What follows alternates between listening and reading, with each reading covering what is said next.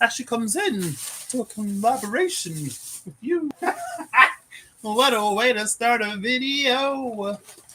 Hi. Hello, everyone. So, I am not responsible for the sounds you hear that don't come out of my mouth, or the ones that are bodily functions. I mean, I guess I'm not responsible for those either. Those are just a function of being alive. Right? Cool. All right. I don't know what this sounds like. I don't know what this looks like. I am using my phone again because it appeared. Oh no, it was the best. That did it.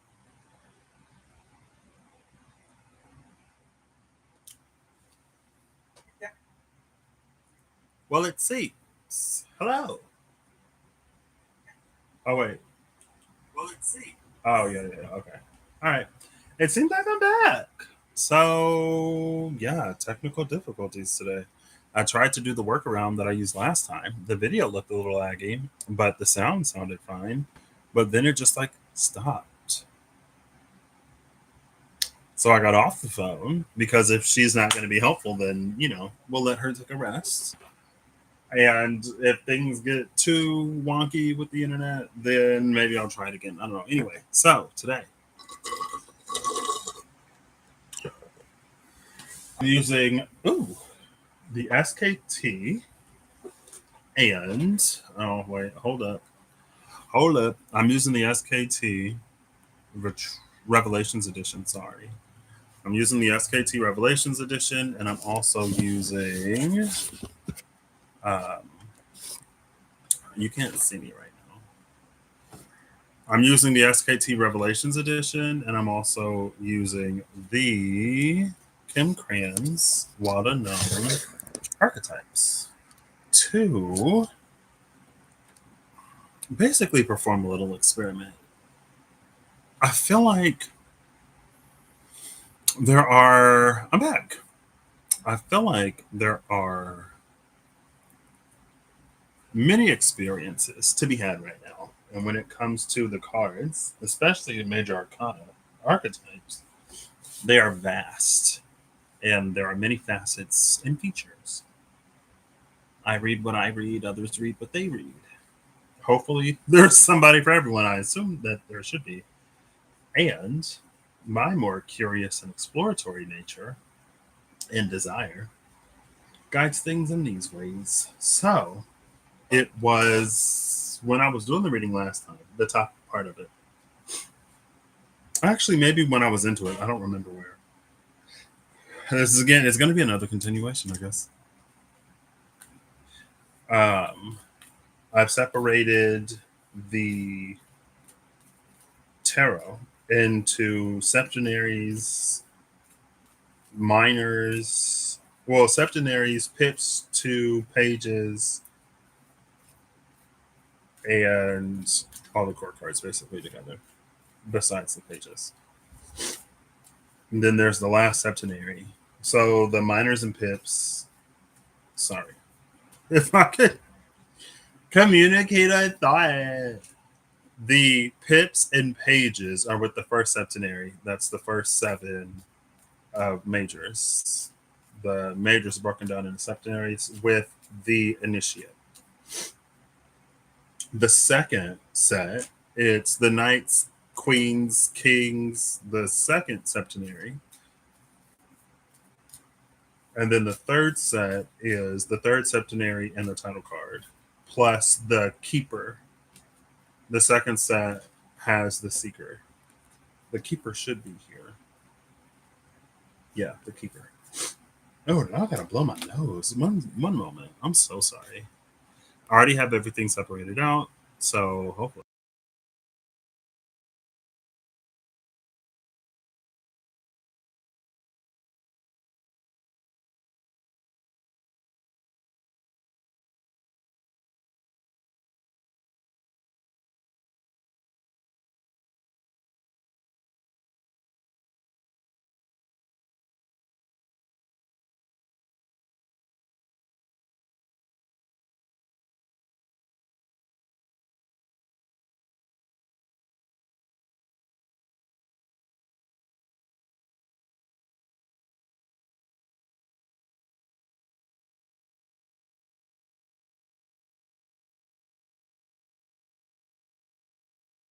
I hope there's not a rogue boogie, but if there is, what am I going to do? Also, I'm going to pull before and after. Ooh, because it wasn't until so when I was doing the reading last time, as I was trying to conceptualize the whole abyss versus the underworld thing, and then when I went to the bathroom, I came back with the solar system, right? And it's like your sun has a strong enough gravitational pull that as you move through the abyss, what is resonant is pulled into the orbit of your sun rather than your sun being just launched into outer space. Right. The healthy ego. And then later, there was the colors, right? Taming the wind, painting with the colors of the wind, the standstill, we saw the rainbow. And basically, it's like if we tried to absorb, let's say, um, we have our atom has a red yellow band, right? Meaning there's enough space within our atomic structure that if the electrons absorb some energy, it could absorb enough to go from its base state up to red. And then when it releases that energy as a photon, we'll see the red light, or like yellow. It can go up to yellow and then it's released. If we try to absorb a higher color than how the atom is built out, basically like that electron is just lost. Kind of. It just like launches itself from the atom and it's just it has nowhere to return to. So I guess I don't know what would happen to that free electron.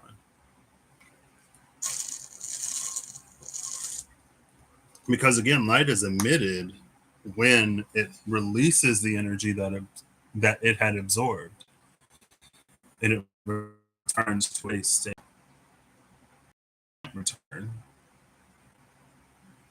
And the atom continues to lose electrons, then essentially, I guess it'll just be another little, I would say, hydrogen, a lone proton, just floating out there in space. Anyway. So I was like, well, how can I like pull cards to build that, right? This is a compromise. I don't know. This is an exploration, as is most things. If it resonates, or if we find out something cool that is resonant, then let's take that. If not, can't win them all. some some of us don't win any. So yeah, I broke down the wild unknown archetypes into their four categories: the categories of self for the first level, the categories of place for the second, and the categories of things for the third. Now, the fourth, I just left those sort of as is, and maybe we'll pull one at the end. I was considering using the Osho Zen Tarot, but depending on the cards, it can be a little whatever. What I'm going to do is I'm going to shuffle all of these and I'm going to add up the number, basically do a numerological breakdown of the card number, and I'm going to pull that number.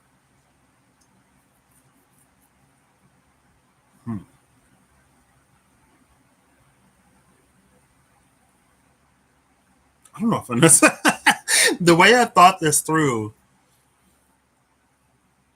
because from what I remember, basically in atoms, the first level is 2 electrons, and then it's basically 8 electrons for every level outside of that, right? But I was like, well, how many cards do I pull? Because I'm treating it like an electron or like an atom, kind of. Not really. And so I was going to do 1 card for the base and then 2 for the other 2. I'm only doing 3, right? Because there's 3 archetypes. And then the bonus one. But there are only a handful of cards here. So if I still did 2,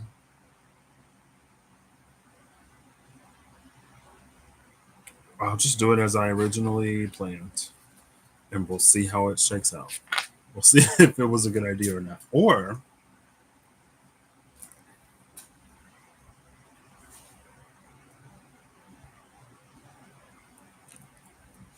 yeah.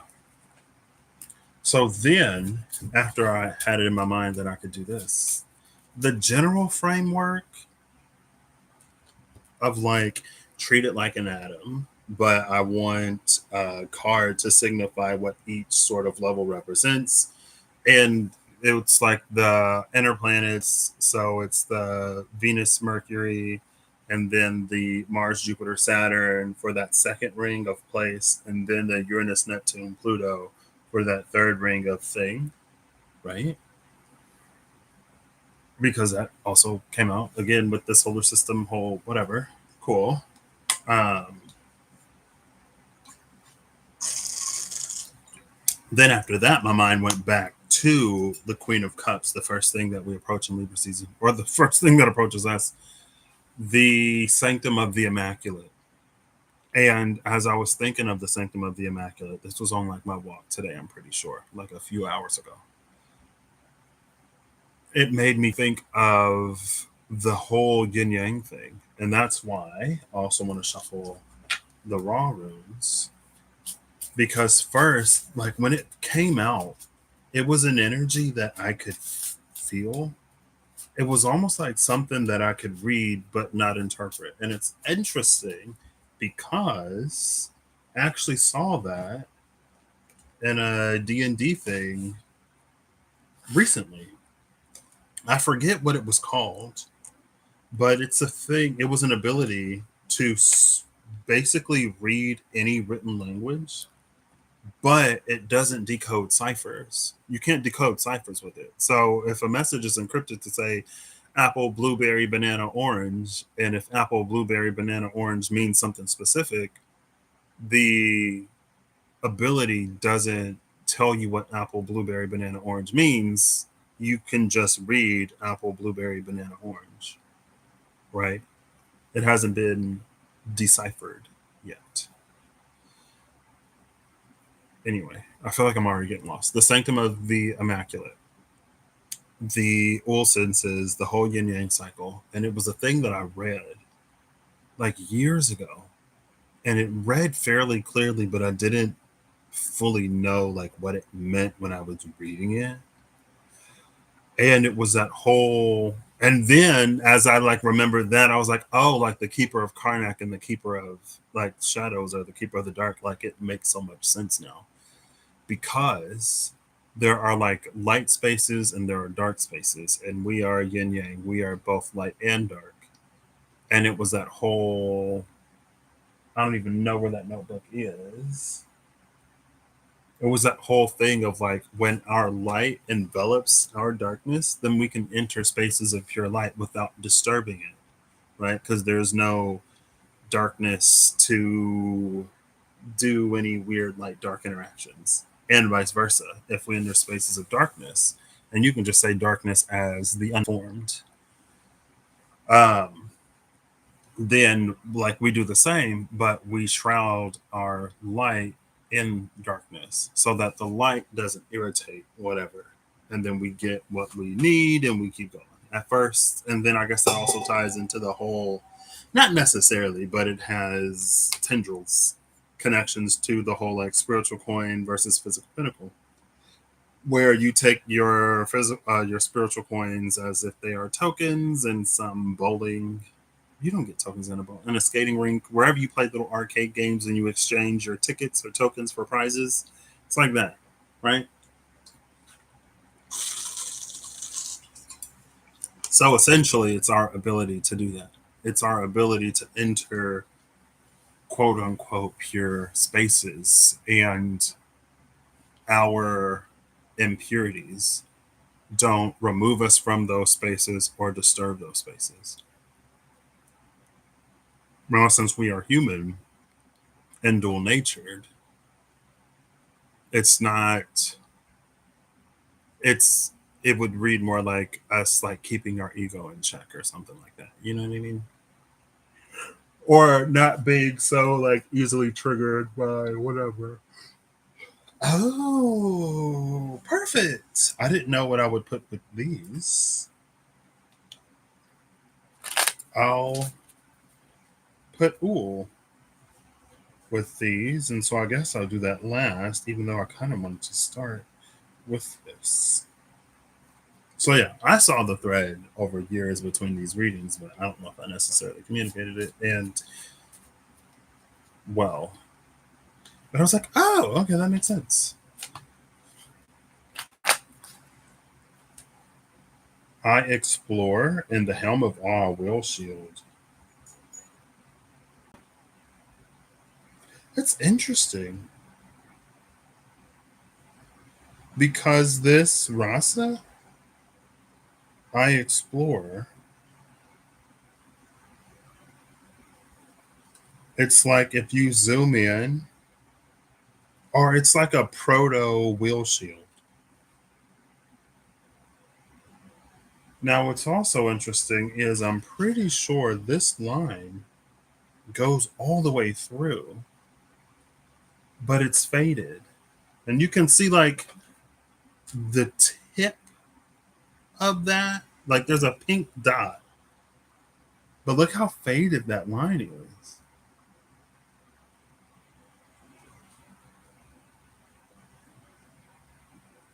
This is my lunar eclipse ring.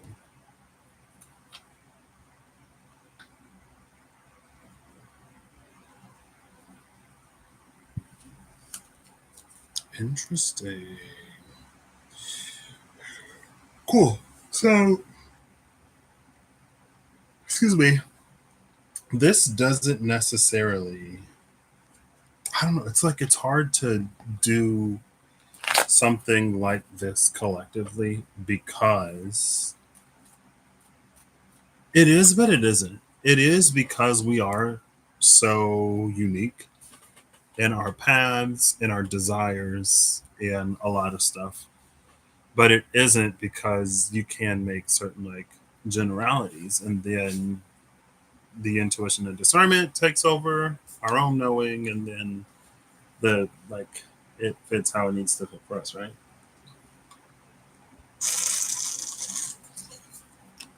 So cool. All right.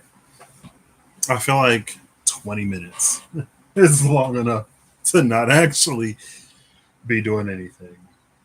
But I don't know. It was just like, oh, okay. And even like, so in the booster pack of, excuse me, the Magic the Gathering card booster pack, like Edges of Eternity or something like that, the one with the supermassive black hole. And there was the whole like race. And they were like, go around the black hole because it's a black hole.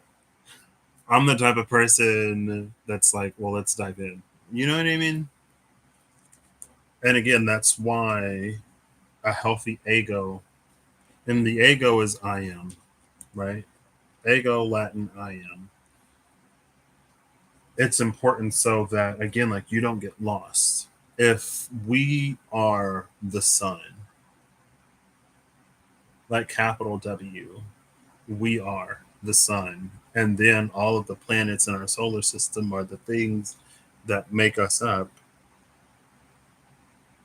It's like want to necessarily lose the planets in our solar system for one, and we don't want for our sun to like, I don't know, go through the gravitational pull of a much, much, much, much, much several, basically an infinite magnitude larger sun. Like we don't want them to come into whatever, and then the gravitational difference is so extreme it basically snuffs out that big ball of gas, or maybe it siphons all the gas out of the sun, and if the sun has a core it just kind of like, you know don't necessarily want that. That's also why the healthy ego is important. Cool. So catching gold, excuse me, Do I do 1, 2, 3, 4 or 4, 1, 2, 3? Because I wanted to start with the ool.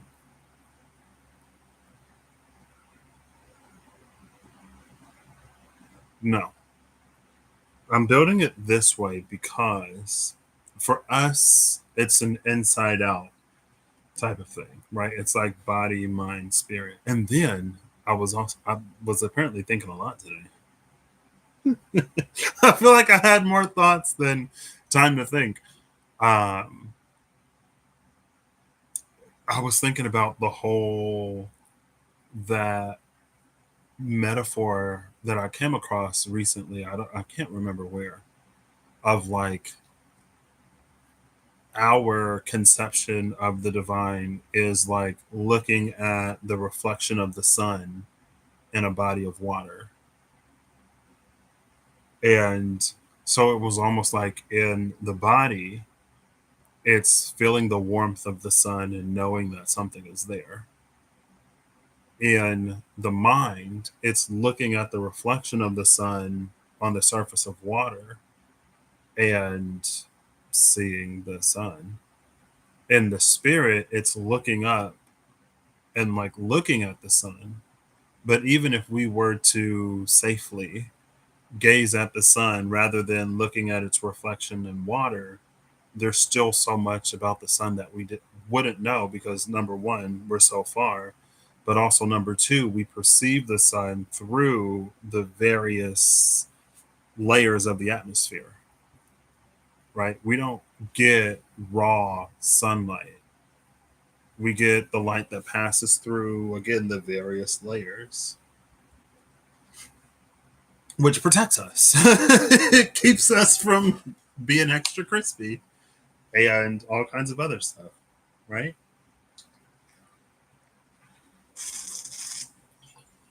I wonder if you go where there's like holes in the ozone.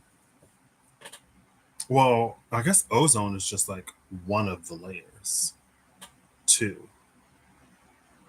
So I don't know if that hole would necessarily be in like the ionosphere and the troposphere, and those are the only spheres I remember.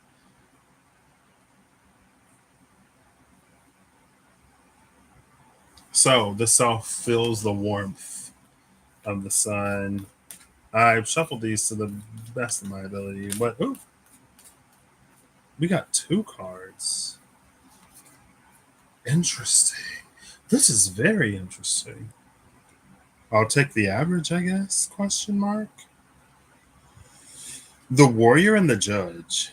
It's interesting because I think we just saw the judge with the father recently, and it was one of those take it as it resonates because it's saying a whole bunch of stuff that's like my brain is not necessarily translating. It's a bunch of vibes and feelings that I cannot find words to express.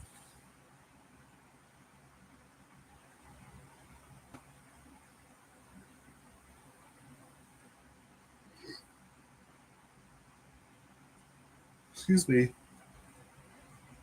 We'll do from left to right.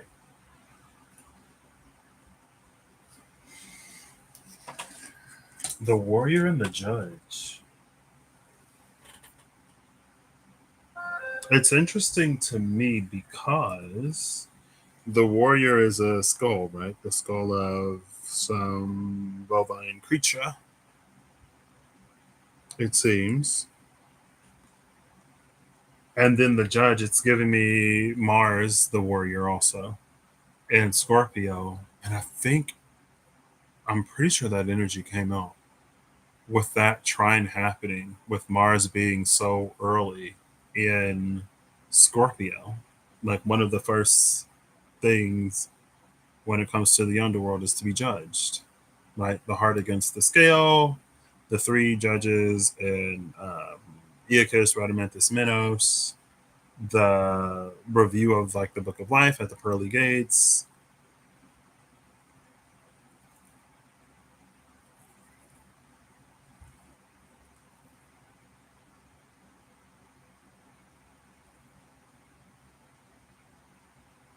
Mm.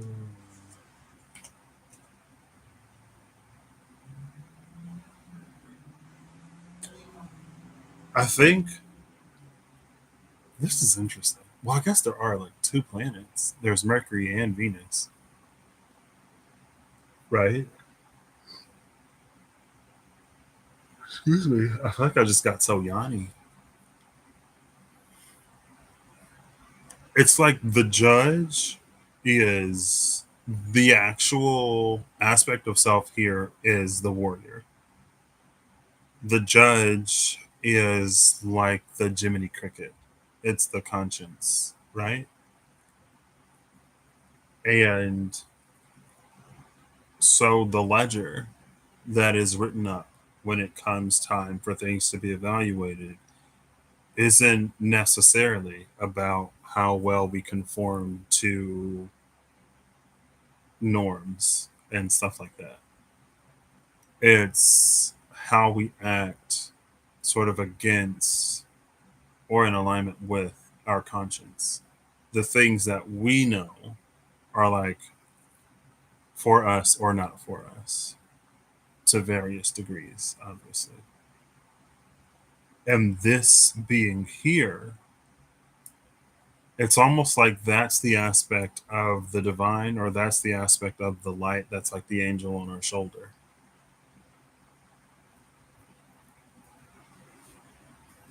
So I'm just going to pull. I mean, I could average it and do 12. I'll average it and do 12. 1, 2, 3, 4, 5, 6, 7, 8, 9, 10, 11, 12. It's the 10 of swords, the destroyer. But what I love about it is it's the sun in Gemini. Gemini is the twins. Gemini holds that polarity. And this is the aspect, in one way, it is the aspect that is the closest to the sun.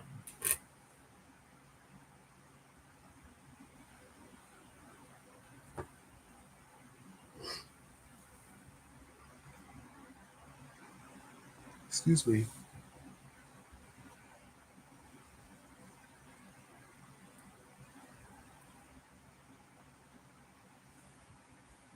Cool. I don't think, again, there's so many thoughts. Um, the part where it was like, I don't know how well I communicated that either. Because it was an energy of like, there are some things that may be like further out. So atoms, they have like, electromagnetic fields, right? Because they're like charges just like swimming around each other. And it's like the bigger the atom or the more full the atom, the greater that field. So there are like bonds and connections that can be made over greater and greater distances as the atom strengthens. And so it's almost like these potential like near miss, where if it's like if the atom were a little bigger, the field would have like stretched just a little bit more to have this interaction that would have. But then it's like partially it is kind of like, well, what's the point? Because again, it doesn't necessarily feel like something that has to be done. There are ways that things sort of like naturally come about that we don't necessarily have to go looking for, that we don't have to worry about, right? We live life enough, we'll meet enough people, enough things will happen that synchronicities and coincidences, and it's a small world after all, like it happens, right? Like it happens. And again, you don't have to go into the black hole. You don't have to venture into the abyss. The underworld is a space that we more or less all visit at least once. The abyss, not necessarily. It's also, well, what this particular Ten of Swords shows, though, is the balance between the two twins, the balance between the physical and the spiritual. And we saw the four of when we saw the four of cups hollow void yesterday, I referenced this card. There are three pairs of arms. One of them are physical, two of them are spiritual. In the hollow void, there were two pairs, and it was the hollow void, the hierophant, and the four of wands. And it was like when physical meets spiritual. If the spiritual isn't, it's like if the physical can't sustain the spiritual, then it's almost like an energy that withers because the spiritual will pull sort of like what it needs. It has more of an influence in that spiritual physical dynamic. But if the physical body is hale and hearty, then it's like the spirit will first be fed, but then it'll be able to like comfortably integrate. And then there's like the expansion that sort of happens of whatever this energy symbolizes. And I think I just like, I need to get better at reading the cards as is. Because as is, this tells me that the warrior is in alignment. This is the person that acts in accordance with their Jiminy Cricket, their conscience, right? And perfection isn't necessarily the goal, but it's for darn sure to at least try, right? To at least do the things that we know, to at least do some of the things that we know we should do. And again, this judge, it's internal. This isn't necessarily inherited. This isn't necessarily societal. This is like within us. What resonates as true, which is again why a healthy ego is important. Like I know for me, there are certain things that I hold to be sacred that it's like lines that I would never cross, regardless of the position I'm in, regardless of any kind of power I may hold or whatever. Right. And so, with the saying, absolute power corrupts absolutely, it's like that's not necessarily true. It was the immaculate, the incorruptible, those who wouldn't be corrupted by power, those who know that their power is meant to be wielded for the benefit and service of others, and those who wouldn't abuse that, right? Not all powers necessarily hold that kind of dynamic. Not all energies behind all powers are ones that are meant to serve, right?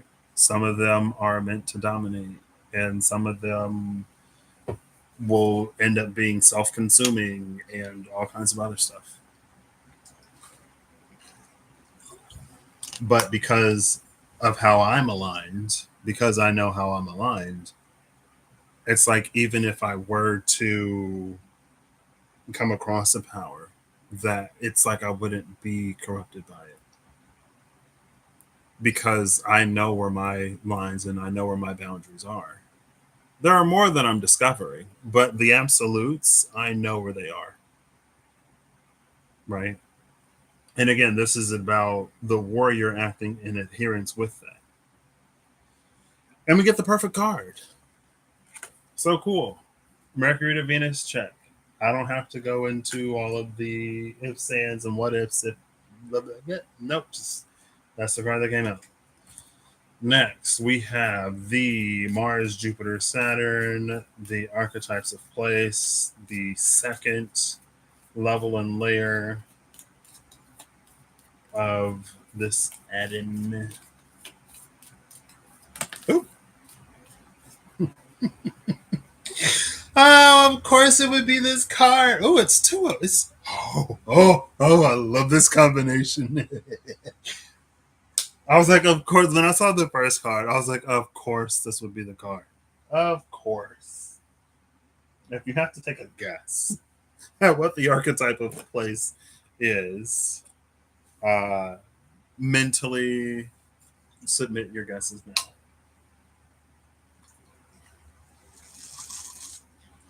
I can't find my other water thing. It's been missing for a few days, so I'm improvising with other vessels that I own. Two of them contain the same amount as one, so I'm not going to let it be an excuse for me to not drink water. We have 40 and 45. First, it was the dead end. And I was like, of course it would be the dead end. Of course. But behind the dead end is the threshold. And I was like, how I read the dead end, that's a perfect combination.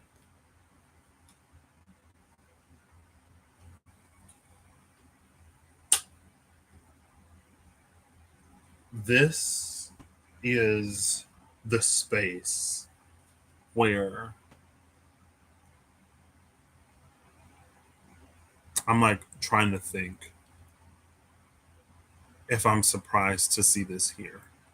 I'm not, because if we use the solar system as a model, Saturn was the furthest planet that we could, it's still, I believe, the furthest planet that we can see with the naked eye. Besides that, you're going to have to get like a telescope, something, right? You have to use assistive technology to see Uranus, Neptune, Pluto, and everything else out there, right? So you could say that there was an astrological dead end after Saturn, but then that threshold was crossed when we discovered those other planets.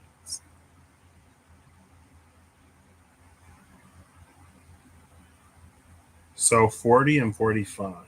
I really didn't. Maybe I should have used different decks. Because I was like, oh no, I did this wrong. I'm supposed to numerologically break it down. Girl, I forgot. Because I was like 40 and 45. I only had 20 cards here. I was supposed to break it down. So instead of 10 and 14 being a 12, that was a 1 and a 5. That was supposed to be like 2.5. Question mark? No, 3. It was supposed to be 3. 1 plus 5 equals 6, divided by 2 is 3. Duh. Anyway, actually, I'm pretty sure I kept these in the same order. 1, 2, 3. I did keep these in the same order. 3 is the journeyman. Okay. This is the predecessor to this destroyer energy. Right? This is where like the physical nourishment happens, where the beginnings of spiritual development take place, so that as that integration occurs, we get this energy rather than a shriveled husk that whatever physical spiritual incompatibility is the result of. The journeyman.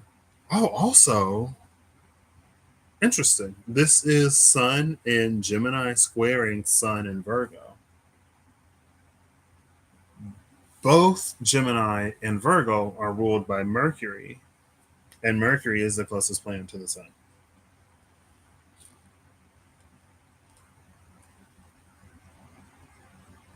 So we see both sides of Mercury.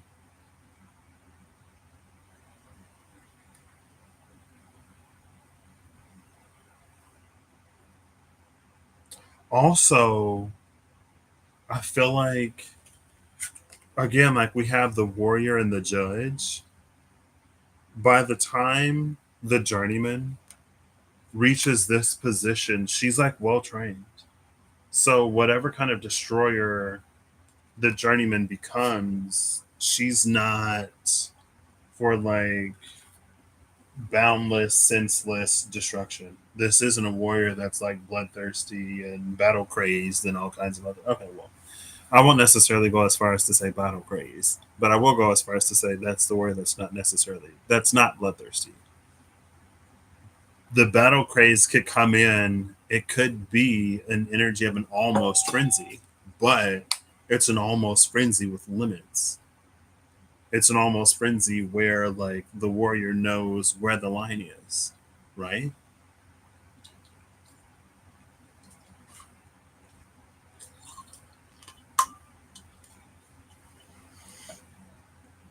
And that's also being tested. That's also being evaluated for. That may be one of the final tests.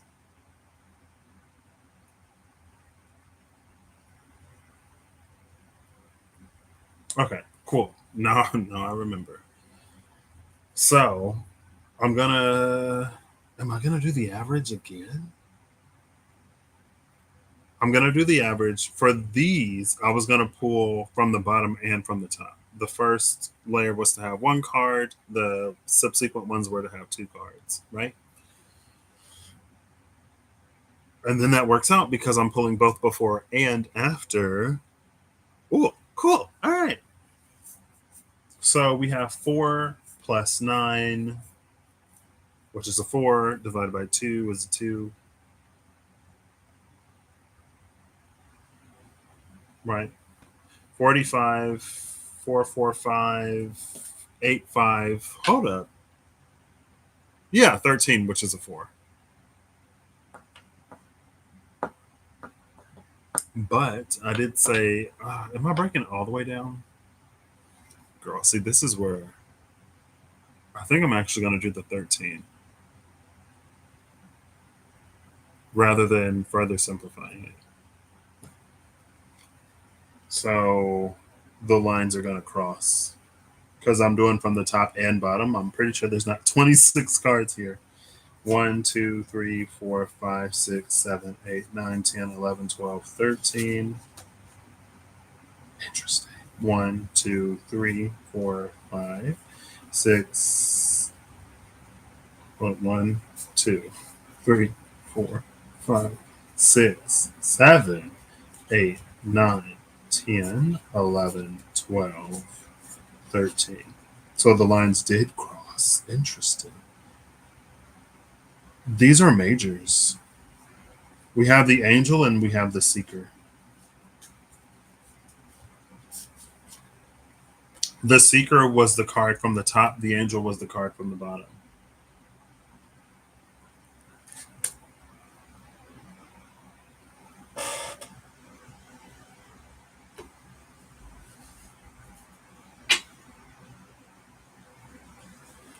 It's interesting because thematically it's not. Thematically it's very appropriate. And maybe I should just keep rolling with the appropriateness of it. But the intrigue is that there were still like minors. There was knights, kings, and queens, but we went straight to the majors. Thematically, I'm not surprised because we started with spirit physical integration here already. Accidentally, but then we saw the apprenticeship towards that energy. Literally, after this last task is completed, they're granted this magical living staff or thingy that we see. Interesting that we see in the bows question mark the bows boughs and the boughs of the tree and the lovers. That's the fruit of the tree of the fruit of the tree that Adam and Eve were told not to eat of, because look what that knowledge did to them. Again, it's like there are things. That's why like having a healthy ego is important, because there are things that, especially in the abyss, like we would be consumed by, or there are things that it's almost like they would completely dominate someone's personality in a way that makes them not themselves. right? And there again, like the siren was there because there was an aspect of resonance. So even in the IDKness of everything, because it's partially like, well, like, how is there resonance if this is something that is like new and different and whatever? But anyway, with those being there of perfected spiritual physical integration in the destroyer, and then to have the dead end, but not only the dead end, the threshold to reach a spot that may be considered to be a dead end, but to realize that the dead end is a threshold is to see what lies on the other side of it. It's like we wouldn't be able to recognize that it's a threshold if we had no sight, no knowing, no perceptive filter, no sense to tell that there's something on the other side. Maybe the thing that we see is like a hand, and it's like, how is a hand pressing in from the other side of the dead end? Hello. Maybe it's one of those, if you know the secret handshake, then the bricks start to move and it opens up a whole new pathway. The brick wall of the dead end becomes this archway of the standstill, right? And it's the same colors as the same still. It's those reds and oranges and yellows. And it is the completion of the orange and then the yellow that opens up space to get into the greens, the blues, the indigos, the violets, and the colors that lie beyond, right? So that now, if we're hit with blue level energy, the vessel would be capable of receiving it, processing it, and then releasing it. And in the release of that, you know, that's when we would see the again. I don't I don't know. Sometimes like I do stuff like this. I'm not saying I'm not on the spectrum. I tried to get diagnosed for something, it ain't happening. It doesn't matter. I'm sorry. They say that we're all a little bit on it. Some of us more so. Anyway. Anyway. I'm sorry. I'm so sorry. I don't have to stick so hard to the science, is the point that I'm trying to illuminate to myself. Um, we can receive the energy, process it, and then safely release it. And then we glow a little brighter. Now we have a language of a new color because the structure of our atomic solar system can like hold that energy, right? Whereas if we're stuck in the red, oh look, I didn't even notice this. We see the rainbow up there. LOLOL. Cool. Um, Whereas like if we're stuck in the red and we get green blue energy, there's no way to, number one, safely receive all of that. Number two, process it and have some semblance of cohesion. And then number three, like release it. And maybe what we release is more of like the truths that we realize, right? And maybe that goes back to the whole parable thing. It's a play on it, not necessarily. We see the point that we're supposed to see rather than like being bombarded with a bunch of unknown information and being completely consumed in it and then potentially again, the loss of self, potentially overly identifying with something that is greater, grander, beyond our ability to comprehend, and it consumes us. But like maybe there was something in that that was for us, or maybe it wasn't for us at all. and it just kind of sort of like overwhelmed the senses and then had us in a daze. Anyway, I'm not surprised because the threshold is here with the dead end that we're already in major territory. Because beyond here, it's only majors. There's no more minors. It's also who is this a nod to the angel of regeneration? Because here's this it is. The thing about it, so when there was the grand trine, when there was the star, I forget. I think they call it the Star of David, maybe. There was a grand air trine and a grand fire trine with a transient Sagittarian element that lit that trine up. We saw the angel of the void, and now we're talking about the abyss. Okay, cool. There was the angel of the void that's always there, but for some reason we don't perceive of that angel anymore. Maybe the world has changed in ways, or humanity has changed in ways that there are some aspects of divinity that we simply don't, I don't want to say cut the mustard, but it's almost like, let's say that there are certain divine elements of something like ecstasy, and to know ecstasy outside of a substance or outside of anything that is temporary or damaging and harmful, to know ecstasy requires, at the bare minimum, like an element of peace and an element of comfort within the self, an element of like being taken care of, or like a certain amount of like abundance. You know what I mean? For that to then elevate beyond that. And it's because humanity has become what it has become, and because the world is what it is, it's almost like maybe there are certain things that we can't maintain long enough to see on the other side of the threshold.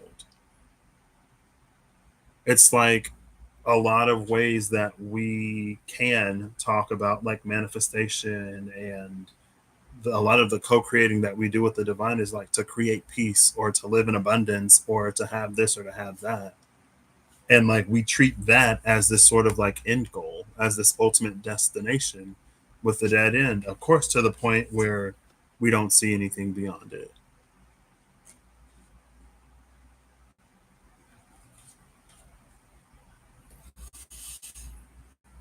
But Asbiel had temples. The seeker is in the temple. Got one of the, oh my gosh, this is the first level. Yeah, okay. Yeah, again, this is confirmation. Whatever happens in that Mercury Venus space, we have a flawless, not necessarily perfect, but we have a flawless execution of physical spiritual integration between the light and the dark. That's what the two drums represent. One represents the light and light spiritualism. The other represents the dark and dark spiritualism. And dark spiritualism can be like matters of protection, right? It's not necessarily, doesn't have to be, it isn't evil.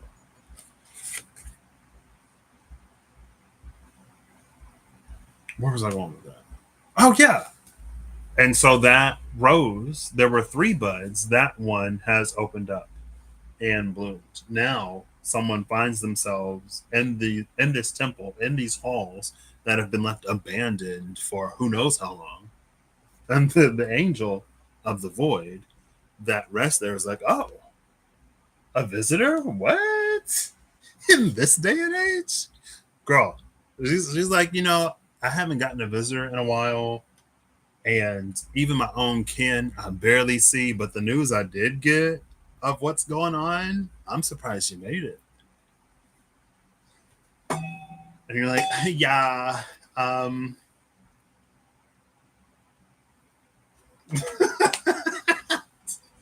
There were times where I didn't think I'd make it either, but here we are. We live, we learn, we grow, we evolve, we change, or we don't. You do, if this resonates for you. So you've officially gone beyond the dead end of the threshold. The dead end could also be something like the veil, especially in real Karukian mythos. In real Karukian mythos, the veil was something that had to be done because people were getting weird when it came to divine energies, right? It is so easy for man, humanity, people to grow envious of powers that they can't control, to grow fearful of things that they don't understand, and all kinds of other things that would almost necessitate like truly divine energy or truly powerful knowledge. Excuse me. It would necessitate that distance, especially like unfettered access to like anybody and everybody without, and it's not necessarily, it's just like in the class of all of the things that we wouldn't give to children because they're children. Like, we are children. We are proto children, barely even children. We saw the journey of the child yesterday. The journey of the child came out before and after one of the cards I looked for in the Mystical Shaman Oracle cards. And it was like finding the inner child is step zero. The like making the inner child feel safe is step 0.3. Allowing the inner child to hold presence is like step 0.678, maybe 9. But it's only once the inner child is engaged with the world in a way that children do, where it can like actually learn and develop within itself and evolve. That's when like things actually like really begin to happen. That's when the dead end parts to the threshold, or that's when we begin to even conceive of the dead end as a threshold. Right? Cool. I feel like there was something else I was going to say, but it's fine. Moving into the outer layer, the Uranus, Neptune, and Pluto of it all. What time is it? Did something flip over? No. The time doesn't matter. It doesn't. It doesn't. The time doesn't matter. I don't need to be looking at this. Okay, it's fine.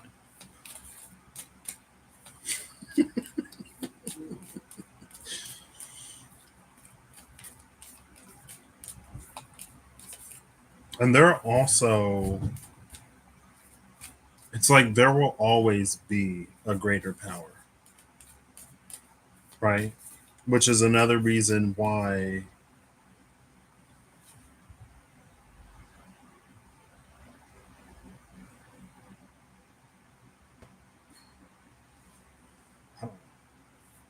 I guess we've really been on the pathways to power for a hot second. The offering is there, which is interesting because I didn't look at the bottom of any of the other ones, but this hand and the judge I looked at. This one. Then the offering is there.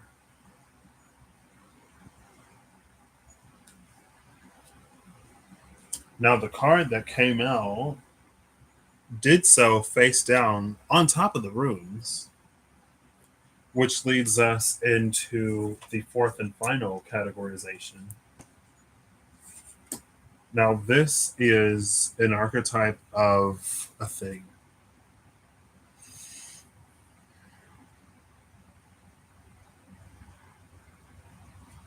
I guess I can't pull any of the cards until I know what this is. And finally, we get one and not two.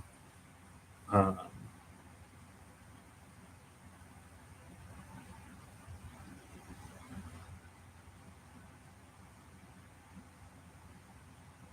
I think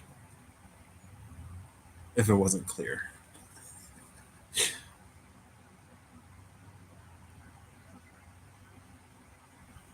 Oh, oh. This is number 64, which is a 10, which is the warrior. This is the other hand. In the dead end, pushing through the black. It's like in the judge, we see it in a profile on the side up here. But in the dead end, we see it like face on. So this is that hand. And then the offering. How do I do this? Let's make it easier on myself. The offering is this other one. Okay, that didn't really work. So I'll hold it like this.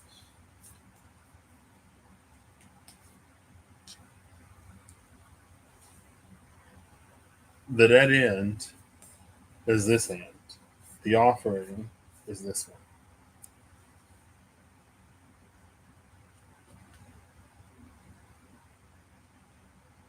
It's giving me so many things, which is probably the point, honestly. On the Kabbalah tree of life, there will be balance, right? So you have the one leg of endurance versus another leg of submission. You have one of like severity, um, and another of whatever. Knowledge and wisdom are like similar enough, but I'm pretty sure there's an anime that recently came back on a streaming platform that I guess I wouldn't be using. Anyway. Move it to the side. It's almost like it gives an energy of like the left hand permits, but the right hand restricts type of energy. Right? So to see the offering now, I almost wonder if merely reaching the threshold alone, merely realizing that the dead end is a threshold alone, if that's not enough to guarantee whatever. And now I'm thinking of another show that's been popping up on my YouTube. I've watched it before, but it's been popping up and I've been watching clips and I want to rewatch it. Uh, but the clips on YouTube, they string together the relevant parts to tell the story. If you watch it itself, it's like the episode is shared with different characters. Anyway, I lost it. I got it. Speaking of paths of power, there was a show in which there was there are powers associated with nature, and their pathways are held in different sort of like sacred sites on that planet, and by like different animals that are associated with those sites and therefore like that power. And there is like the legendary people. There are three people who are legendary, um, and it's like they don't even fully master that power, that sacred power. And so again, it's like reaching that point isn't necessarily enough to, at the very least, fully whatever. Because I haven't pulled yet. I mean, I pulled, but I haven't flipped it over yet. Like there were still things that they gained, right? And like what we gain through the journey alone is almost like more than enough. It's very much so like the real treasure was the journey or like the friends that we made along the way type energy.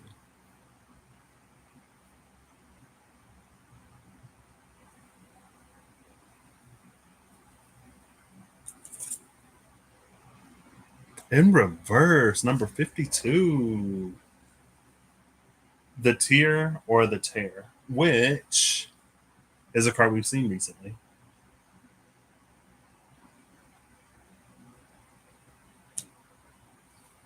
I think, again, with the context of the dead end and the threshold, this is the revelation of something. It also makes me think of when Thanatos and the Blade came out.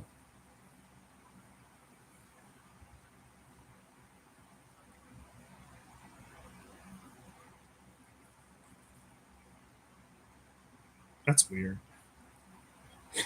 I just like looked over here and I almost like saw like the silhouette of a person, and then I got like the image of this person in my mind.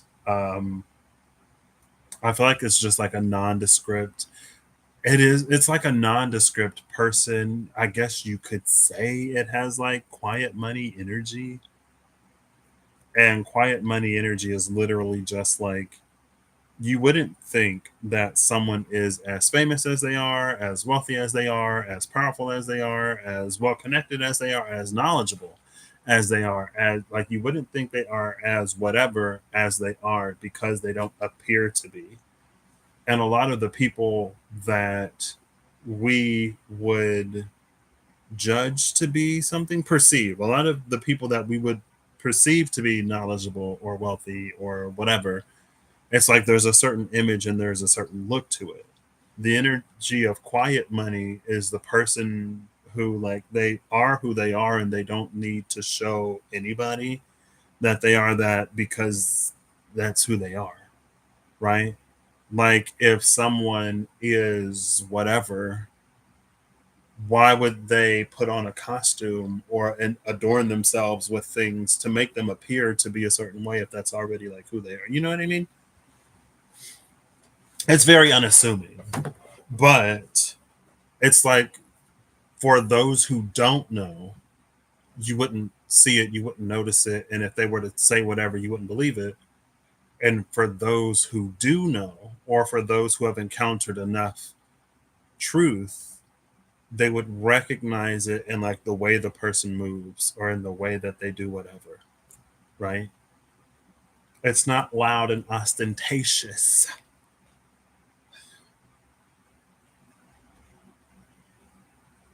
52 in reverse is giving 48, actually.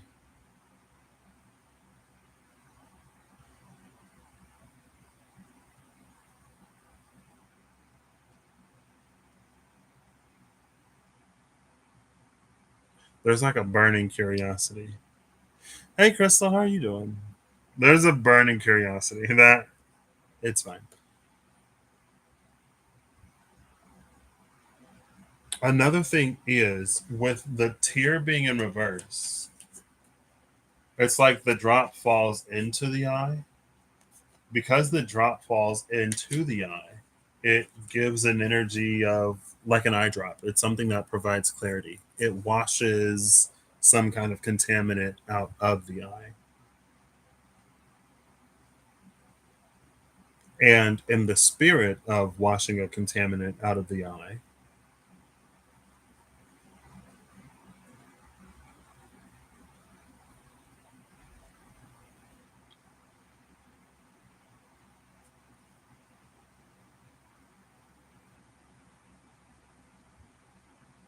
um,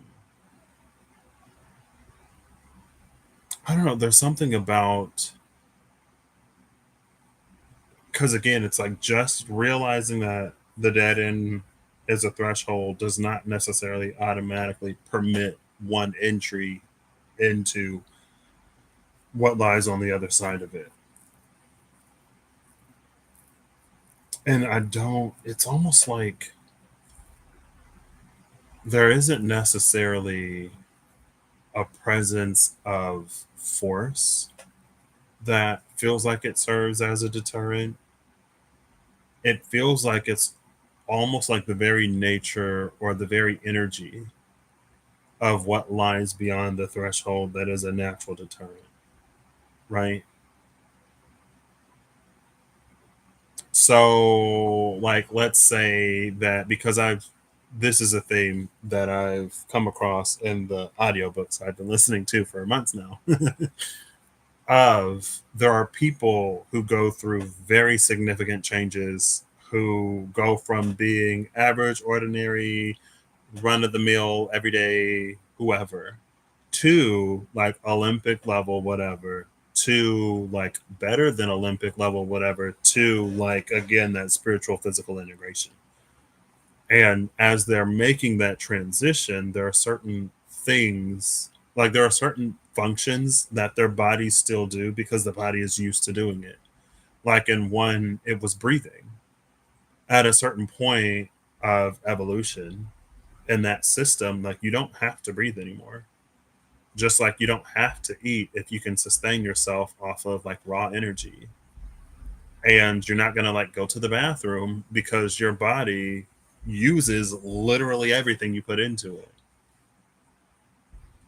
And so like they had to learn to stop breathing because there are going to be certain environments and situations that you're in where maybe there's not a lot of oxygen, or maybe you're underwater and like you're freaking out when you don't need to because like you don't need to breathe anymore.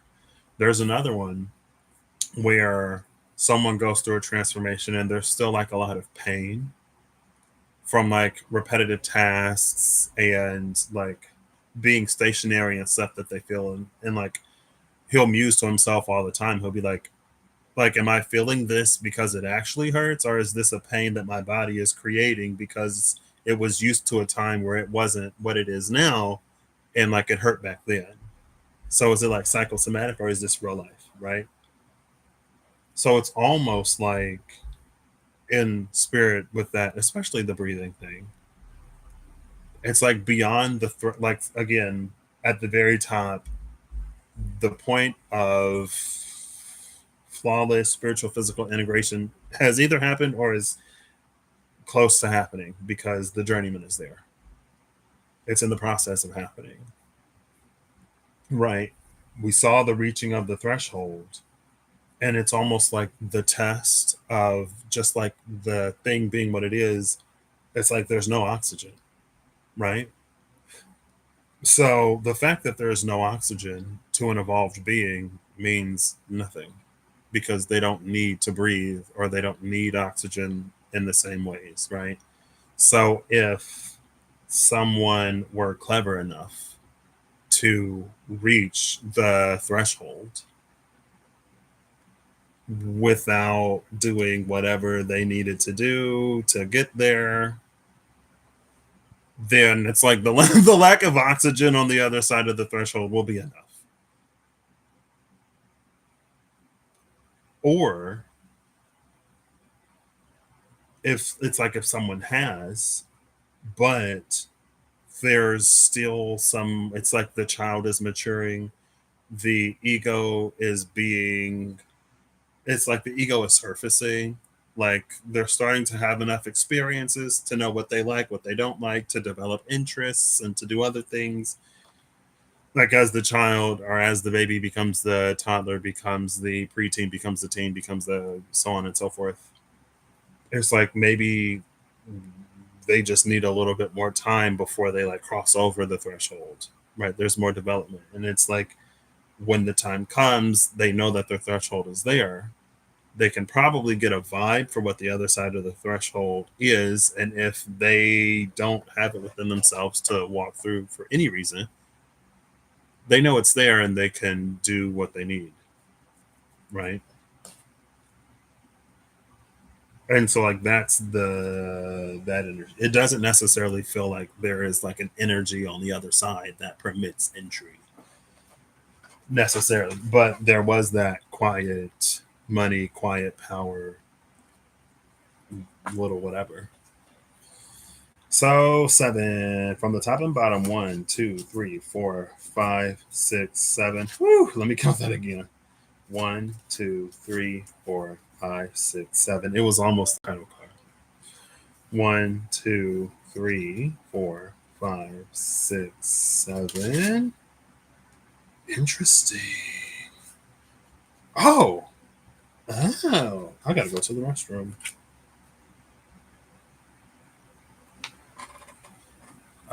Yeah, I gotta go.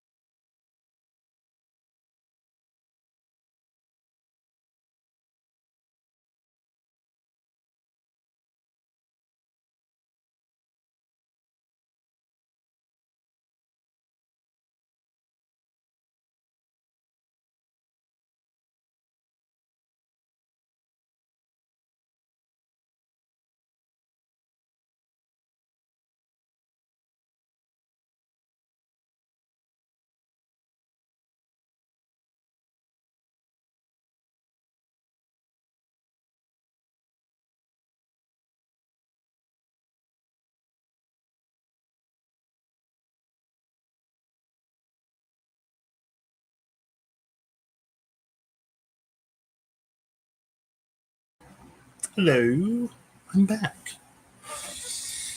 So we have 1921, or is it 2119?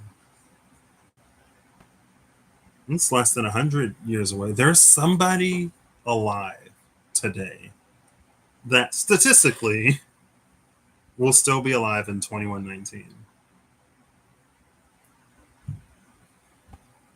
Yeah, because that's like 99 years from 2020, right?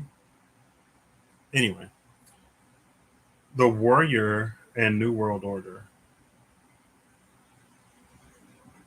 Now, this is an interesting. And 19, 1 plus 9 equals 10. The warrior is master of the mystic light. The angel is a divine higher genius. New World Order is crown of the magi. Master of the mystic light and crown of the magi. Also, there's something between the tear and this sun.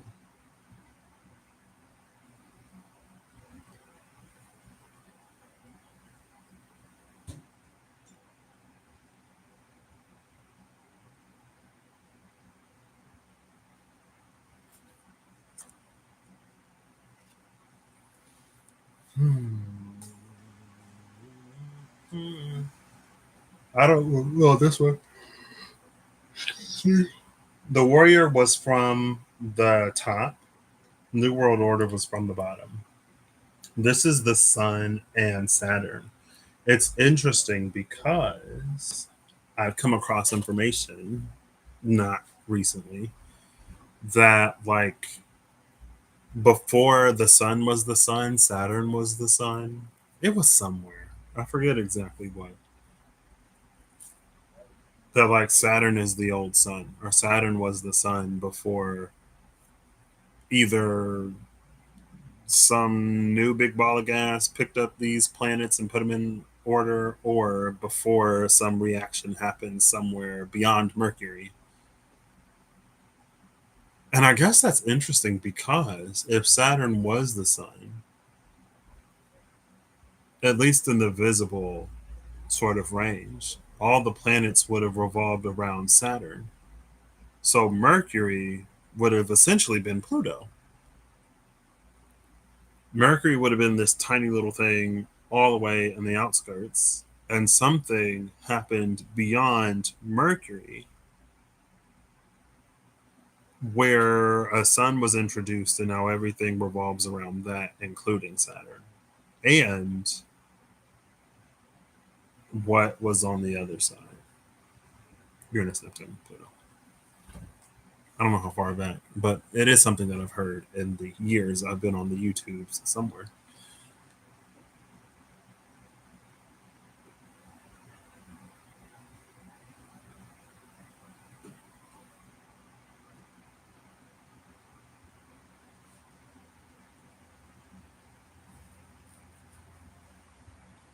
This is interesting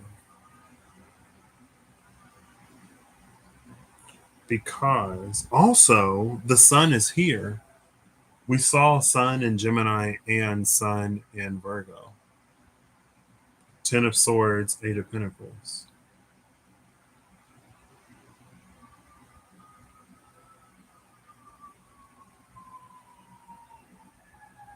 Can you hear that?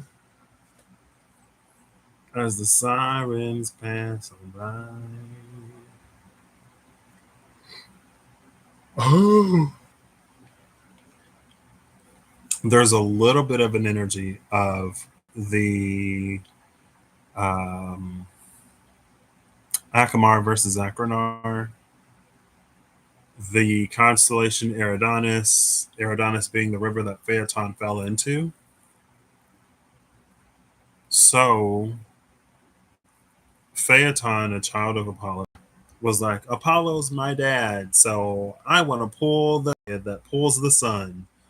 And the sisters and the wife was like, oh, let him do it. Just like let him. And Apollo was like, no, that is that being my son is not enough alone for you to pull this chariot.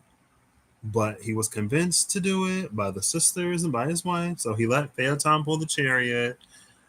It was like the sun was too close to the earth. It went crispy. It was too far. It started to freeze. And Zeus was like, I need to put a stop to this. So Phaeton hit a little bit of lightning. He hit him with a thunderbolt. Thunderbolt is so interesting because, like, thunder is the noise. Anyway, he hurled his thunderbolt.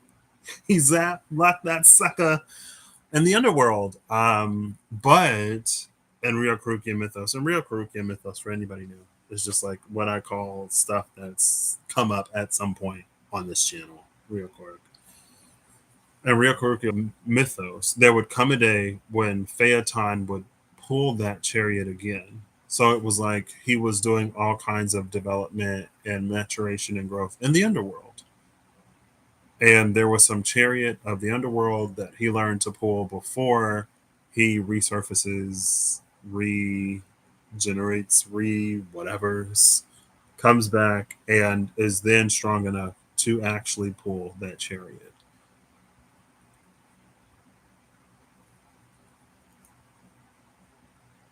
And it's a little bit of that Phaeton energy because, again, with this warrior, with the master of the mystic light, it's like whatever this tear is, a whole sun emerges. But this sun is like that. It's like that is the solar plexus of this person, or not even their solar plexus, because that's not how I read this.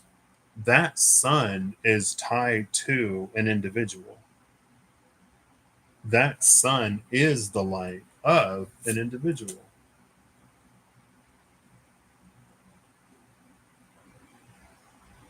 And by that point, again, there are things that they have to, like, being born the child of a god is not alone enough.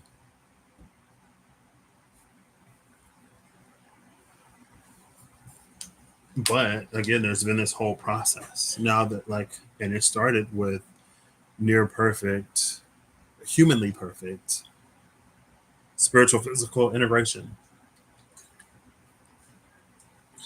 This master of the mystic light is like a divine energy, but that's, and again, it's literally the sun.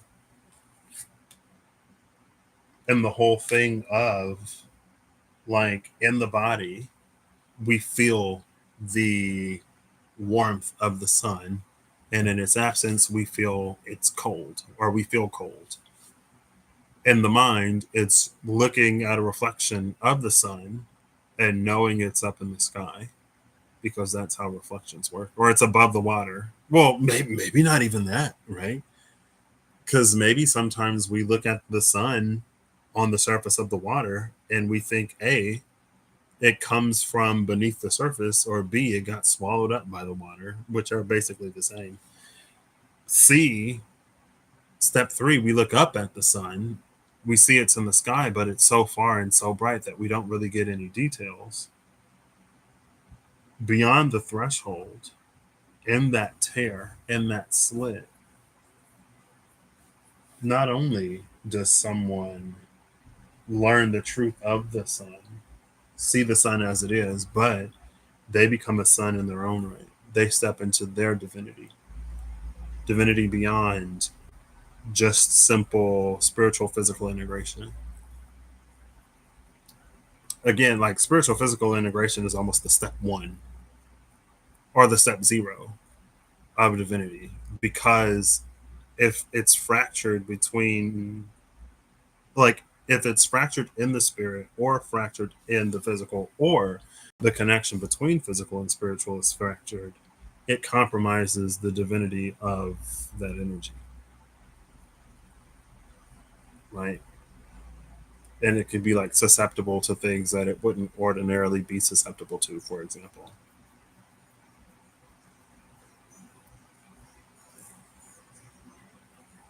That, again, that's the Uranus, Neptune, Pluto, which is the entirety of the solar system. New World Order and Crown of the Magi is such an,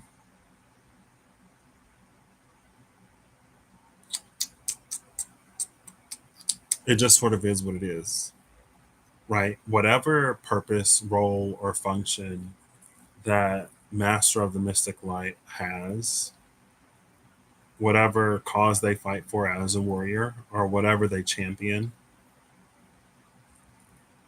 is beyond the scope of this reading. So now we'll get one of these. And there's only like 8, so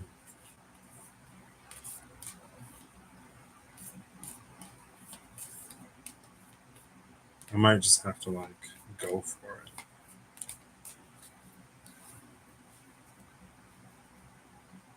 Oh, two. Two of them are kind of, I just, like, spread them out in my hand. And, like, two of them are, like, standing out basically the same amount. I wanted one.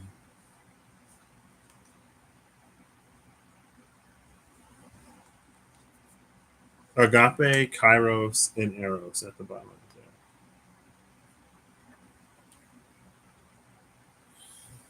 there. Agape is number 72. Kairos is number 76.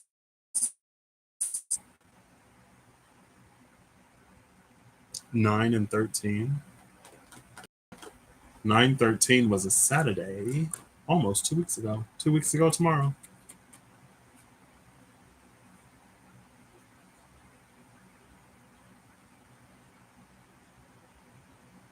What I like about Agape, oh, there's this alignment of luminary sources, stars, candles, and matches? Question mark. I don't know what that last one is. Suns, candles, and matches on both sides. They align and fall.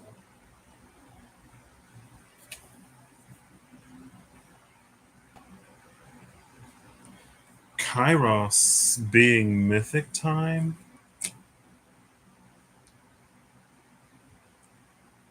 And it's an energy that's almost like, it's almost something like divine timing or divine time. Like time passes for the divine differently,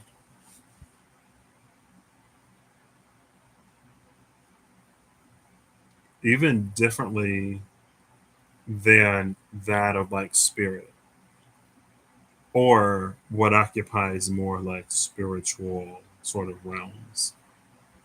Spiritual realms can be like ancestors and certain ranks. The spiritual realm is, it breeds us different than the divine realm.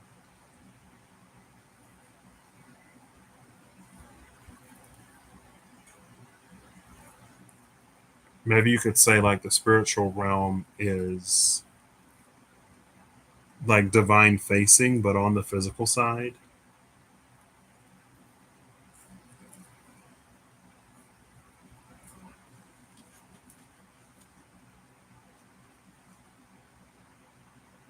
But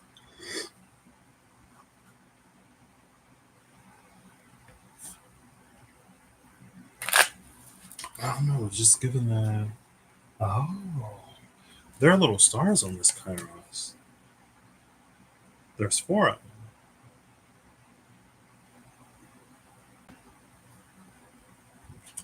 them. And just like agape, there's a configuration to it. Kairos is giving an element of depth. And again, it's that divine sort of energy where it's like if we take the physical plane as one axis, all things physical, and then the spiritual as another, all things spiritual. It's like this eye emerges from that. It gives a depth, right? Like this is physical, this is spiritual. And then the eye like pops up out of the card.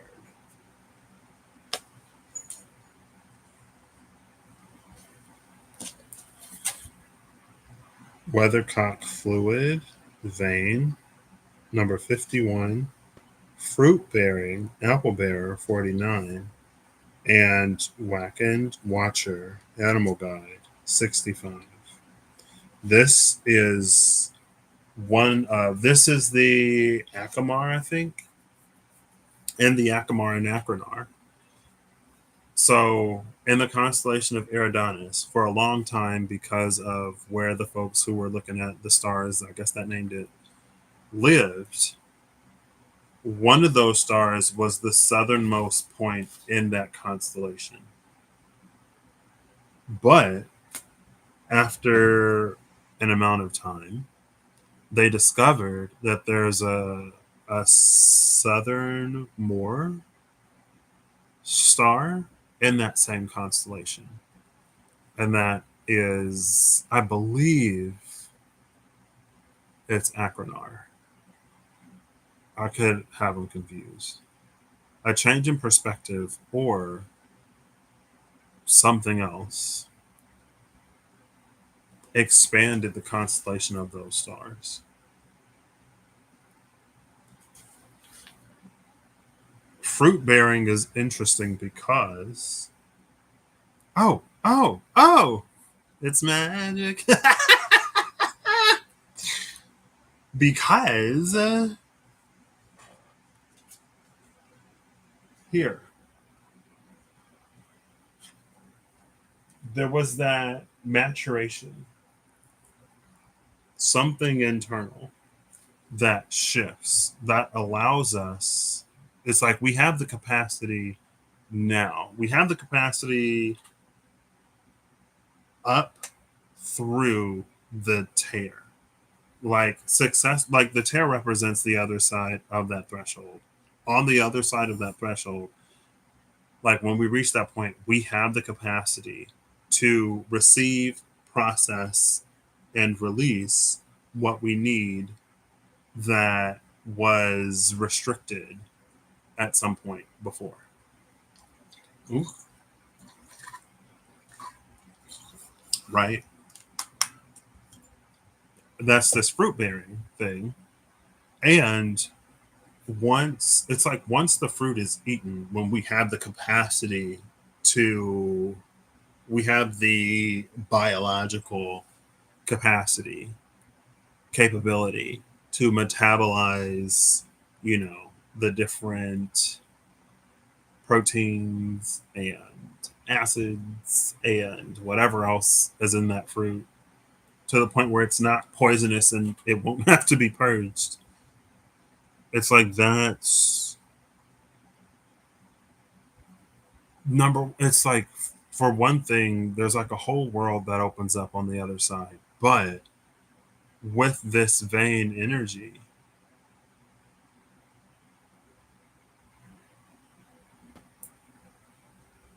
it's like there's something goes from one direction and it turns in another. I don't know if it's priorities or if it's just like the scope of things. Also, fruit bearing is 49 here. And we have 4 and 9. No, not here. Sorry.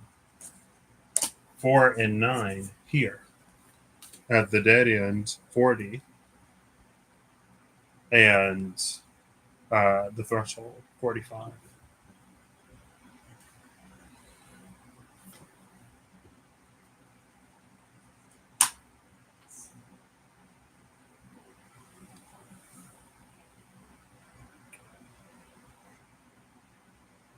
And so it's almost like, from the outside, it's almost like you could watch someone do what has already been done. And maybe from the outside, it would appear as if the outcome is the same as it was, but in reality, it's different. And it kind of goes back to that quiet money type energy, because this is the energy of the person that is not corrupted by absolute power or any power. It's almost like, because they're not, it's like they can change because of the power, but they're not changed by the power. Right? If because someone has whatever, now they can implement. I feel like it's not necessary. Well, maybe that's the point. It's like now they can implement like their ideas or whatever because they have the resources to do so. Right? And but on the other hand, it's like, well, the person that's corrupted by power would do the same.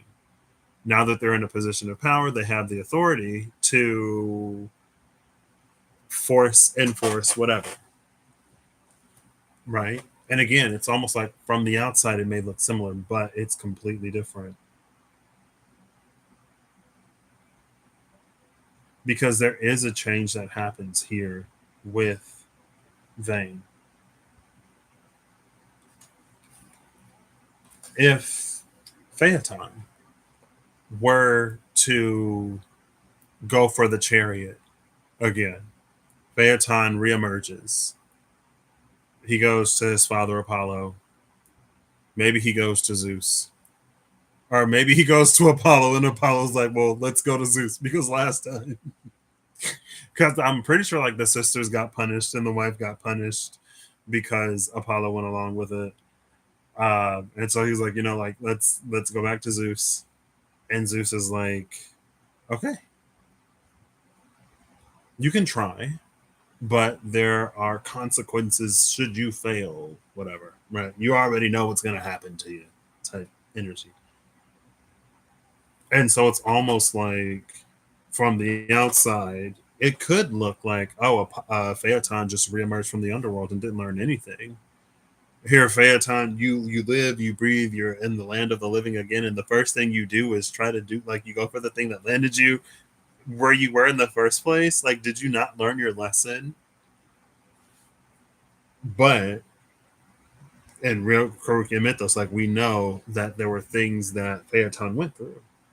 And so we know that the work has been done. Phaeton knows that the work has been done. Apollo and Zeus might know. It depends on if they're paying any attention to what happens in Hades as well, I guess. And again, it's like for anyone watching, it may be like, oh, well, prepare for things to get real hot and then freezing cold because Phaeton's driving the chariot again. But it's like he drives it perfectly. And not only does he drive it perfectly, but there's something about the way that Phaeton drives the chariot that it's like it's good for Earth where Earth is now. Maybe in a way that Apollo was like, been doing this for millennia upon millennia. And it was like, okay, girl, well, Earth is kind of different now, We've got new plants that have come into existence and whatever, I don't know. You could say like the proof is in the pudding. When Phaeton drives that chariot, that's that energy. And it's like, anyway, it's fine. I'm not, ooh, see, okay. I'm not getting stuck in it. Not that I'm stuck in it, but, we're moving along. We're moving it along. Things are different. What needed to be done has been done.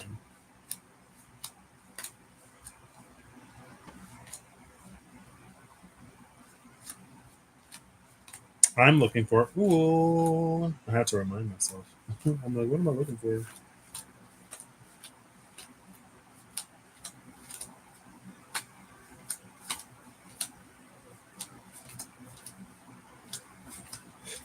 Excuse me. So, movement and heartache. I love this combination. Is where the southernmost star is now.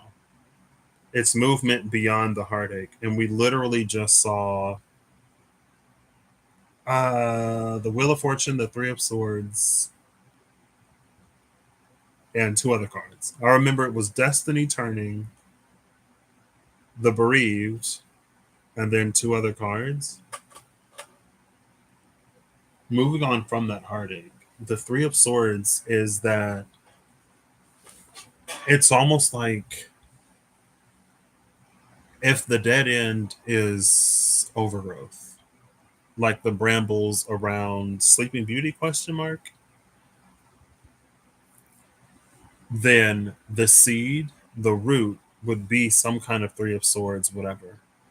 And there are times when we seek power or we seek money or we seek some kind of control because of an instance where we didn't have whatever. And especially in those cases, instances, and scenarios, because we've experienced pain or because we've experienced hurt, harm, or heartache, we feel like vindicated in like anything that we do, especially when we get that power.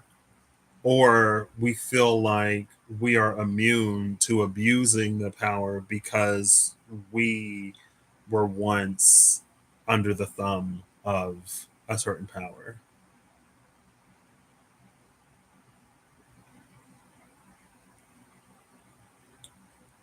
We justify, right? Whatever. But this moves beyond it. Literally. Excuse me. Especially with the tear. Cool.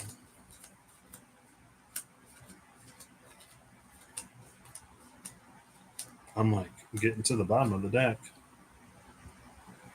Interesting combination. 58 and 61. Day Purge 24 is before the before. Ether Life Fire is after. And they have similar colors. Before. Did I say that right? Day Purged is after the after. Fire Ether Life is before the before. We have Knave Kanafa Blood Scented before. and scent tested stankness after.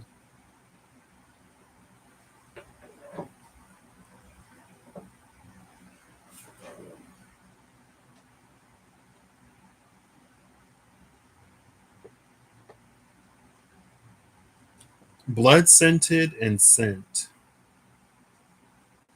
is an interesting combination of tags. And then there's day purged. Because something has been purged with this day purged energy, the vessel is now capable of holding, processing, interacting with that divine fire, the ether, raw life energy, right?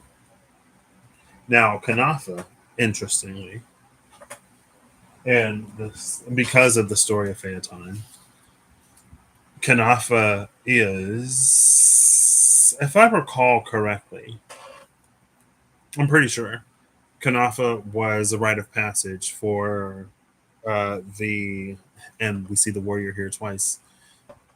It's the energy of a rite of passage for like a boy becoming a man, right? So it's like the first hunt, or it's like you go out into the wilderness for a week, you're left there, and you have to make your own way back to camp.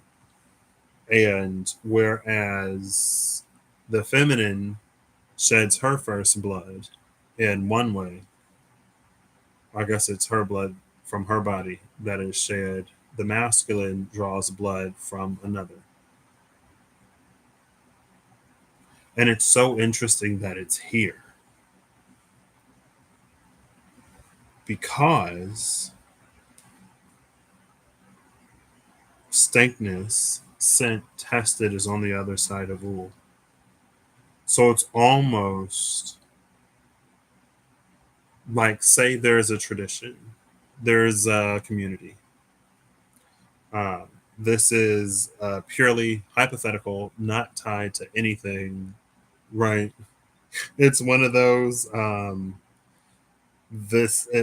Like these are fictional characters. If there's any tie to real life, it is merely coincidence, purely coincidence.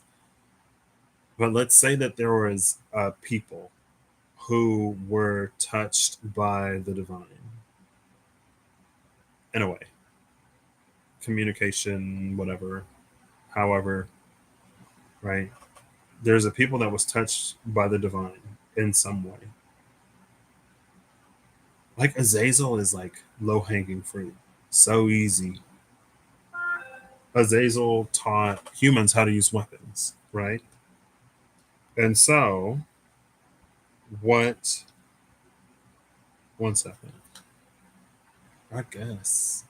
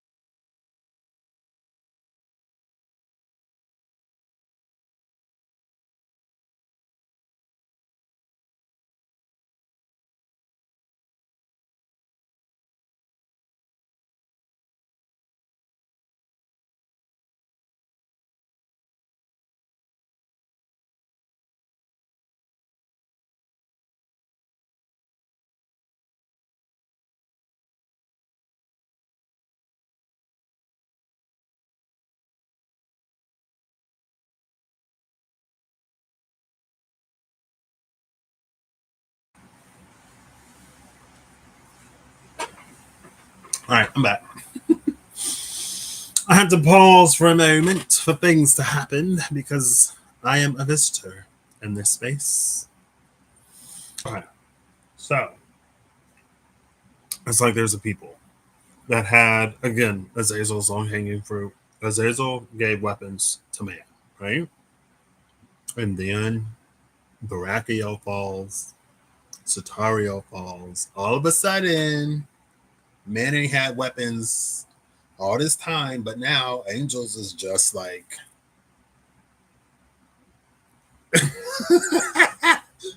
Anyway, so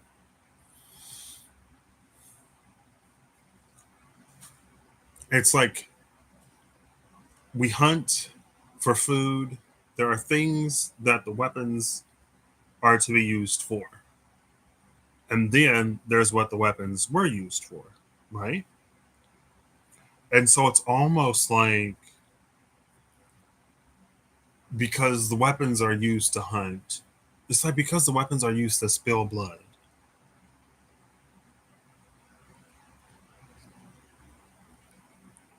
it's like there was an intention behind the gift that was given to mankind from an aspect of the divine and angel. There's a specific people that maintain, again,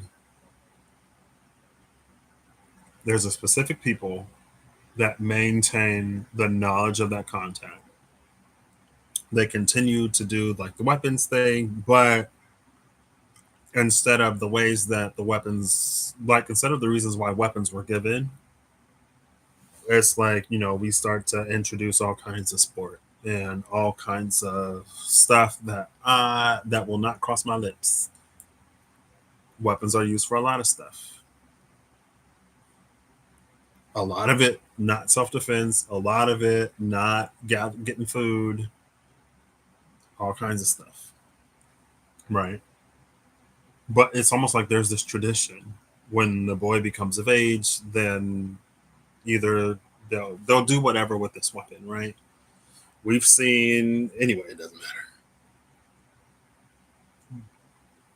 Somehow the tradition warps to the desires of man, not the intentions of the divine. And so it's like there's this child, because he's not a man yet,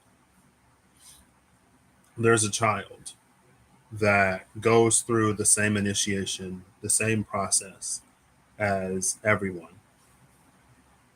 And let's say they get dumped in the wilderness and they're expected to make it back, right? Usually, when someone comes back, they're bloody, their weapon is bloody because they've used it. It's like the child makes it back to the village with like no signs of battle on their person. And so it's like the killing was the point. Like the children are abandoned. I don't necessarily like let's age them up. Not children. I mean, it is an issue in certain parts of the world, right? Um, the person comes back thinking that the only challenge was to make it back, but they were supposed to like spill blood, and so they think they're successful in making it back because that's literally the whole point. But because there's no sign of battle, and because they admit to, excuse me, not spilling blood, it actually brings them great shame from the community that's built upon, that has a long history of doing whatever. But it's almost like that person finds favor with Azazel because weapons were never given for the purposes and reasons that they're being used, right? It's like the person didn't come across any danger that required a level of self-defense to spill blood. Probably, especially, it feels like through like intention, like there are other ways to navigate the situation, and it's almost like there was never a case where it felt appropriate to use the weapon.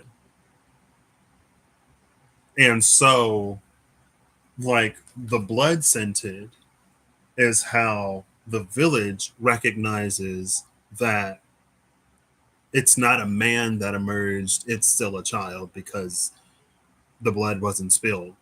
But the aspect of the divine,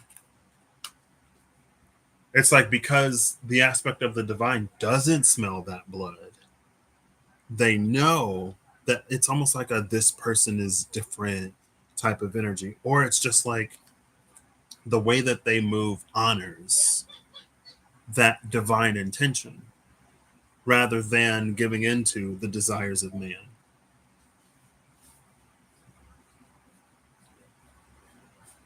And again, that's in the realm of Jiminy Cricket, right? The conscience that we saw with the warrior and the judge at the very top.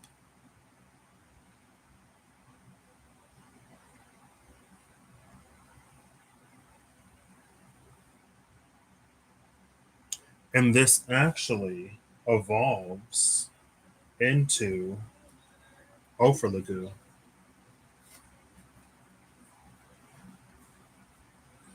I'll just say it. I'm not, well, I'll look real quick. This evolves into Ofrlagu because we've seen Vane, right? And then I'll end this. That'll be the end.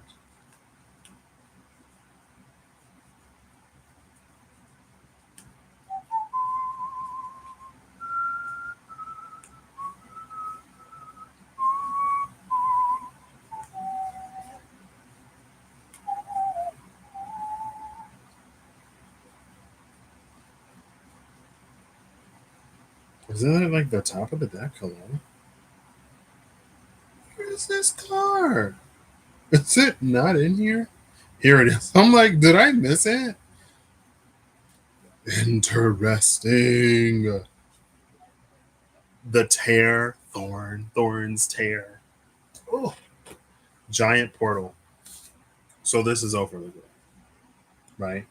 Because of Vane, weathercock, weathercock fluid, like things, the weather vane, it moves according to the wind, right? This is a divine wind that blows to move these on the sides of Kanafa into the configuration of Ofrlagu. Because it's almost like man would deem that person a coward, whatever. The divine would view that person as one who can discern because no one's saying it. They're not raised in an environment where that's the case. It's like there's this unspoken expectation of what actually happens when you get sent out wherever and where you reemerge an adult.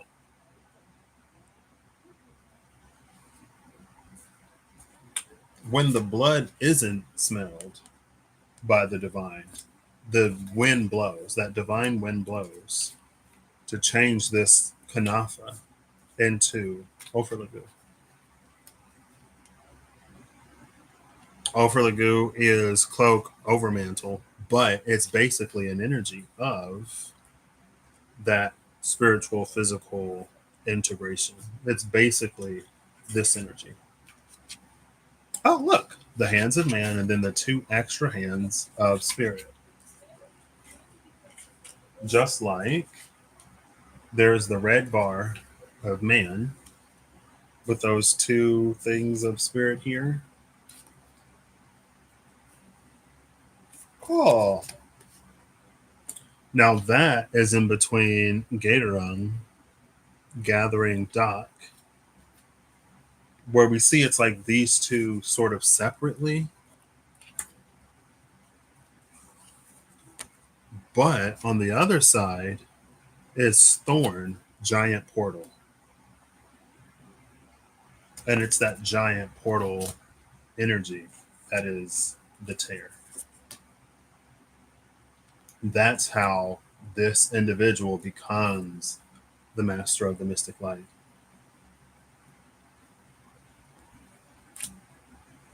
Cool. It all worked out. All right. No final cards today. It was what it was. If it resonates, take it. If it doesn't, don't. I hope you all have an amazing whenever you see this. I hope you're acting in alignment to make all that you wish to experience your reality. I hope that whatever you need along your path, journey, and where you find.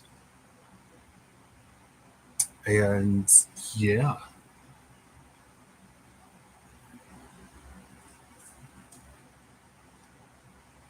And again, like that was just one like low hanging fruit energy.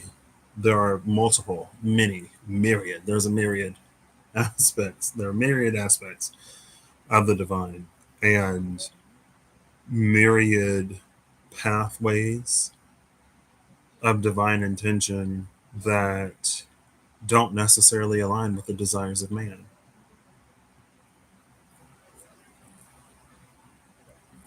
I don't know. See ya.